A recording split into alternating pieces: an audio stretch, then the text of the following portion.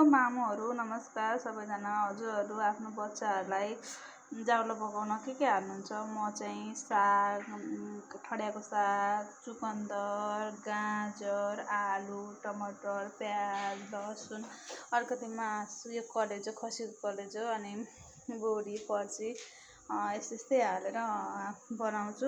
अनि यो जाउलोको चामल चाहिँ अलि अगाडि नै भिजाइदिन्छु, 2-3 घन्टा अगाडि भिज्दै गर्छ। अनि म चाहिँ यस्तै तरिकाले पकाउँछु। तपाईँहरू कसरी पकाउनुहुन्छ सेयर गर्नुहोला। म चाहिँ यसै गरी पकाउँछु।